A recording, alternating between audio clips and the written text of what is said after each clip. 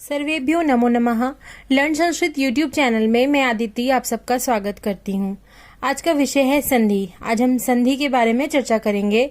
तो आइए बिना देर करे वीडियो स्टार्ट करते हैं। क्या कहता है? संधि दो वर्णों के मेल को कहते हैं। संधि का अर्थ है मेल। संस्कृत व्याकरण में संधियां तीन प्रकार की होती है, जैसा कि दिख रहा है, स्वर संधि, व्यंजन संधि और विसर्ग संधि। आइए आज हम चर्चा करेंगे स्वर संधि के विषय में। स्वर संधि एक स्वर के साथ दूसरे स्वर के मेल होने से जो परिवर्तन होता है। ध्यान से सुनिए, एक स्वर के साथ दूसरे स्वर के मेल होने से जो परिवर्तन होता है उसे स्वर संधि कहते हैं। स्वर संधि में निम्नलिखित संधियां होती हैं। तो सबसे पहले आज हम इसमें दीर्घ संधि के विषय में पढ़ेंगे।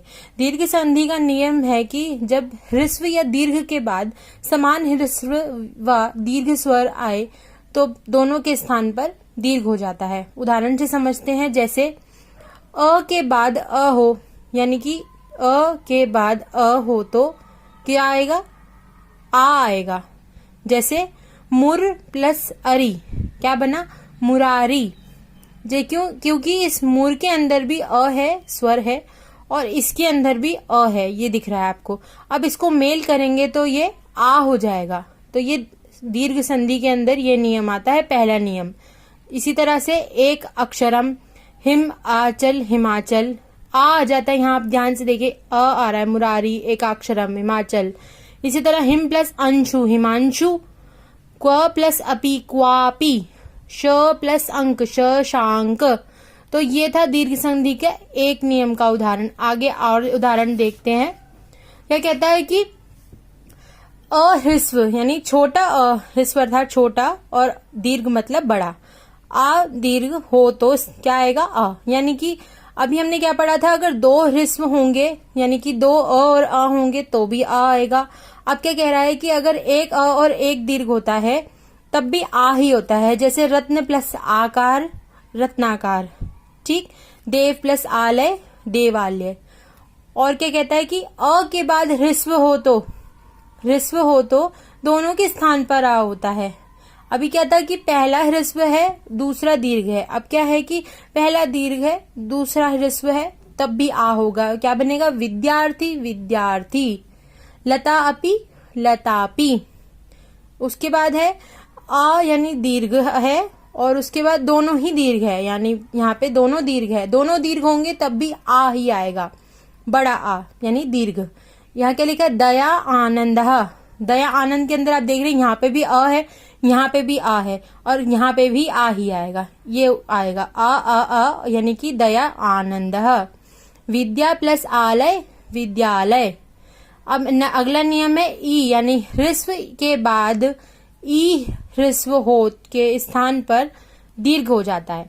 यानी कि ह्रस्व अर्थात छोटा और ह्रस्व का छोटा, यानी कि दोनों ही अगर छोटी ई होती है तो उसके स्थान पर बड़ी ई हो जाता है। ये दीर्घ संधि के नियम है सारे, ध्यान से सुनिएगा। तो क्या बनेगा यहाँ पे? कवि प्लस इंद्र। कवि छोटी ई है, इसमें छोटी ई है, और बन के क्या हो गया? बड़ी ई, यानी कि दीर्घ हो गया कविंद्र।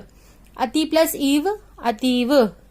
अगला नियम है ई प्लस ई के इक्वल्स टू ई, यानी कि ई क्या है? छोटी ई, ह्रस्व ई है, ये दीर्घ है, ये दीर्घ है। यहाँ पे परी प्लस ईक्षा परीक्षा, मुनि प्लस ईश मुनीश। इसी तरह लक्ष्मी इंद्र लक्ष्मींद्र। यहाँ पे एक दीर्घ पहले है, ह्रस्व बाद में है।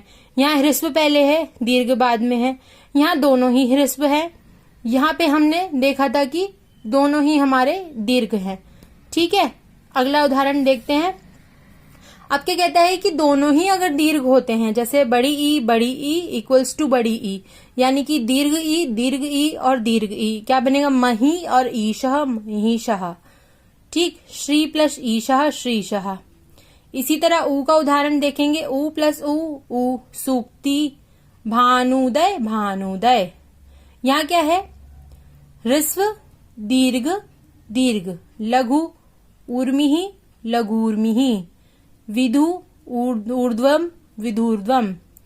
दीर्घ आ जाता है यहाँ पे अगला नियम में, फिर ह्रस्व आता है, फिर ऊ आता है, फिर वधु उत्सवः वधुत्सवः, ऊ और ऊ, यानी कि यहाँ दोनों ही दीर्घ है और दीर्घ बनेगा। भू और ऊर्जा, भूर्जा।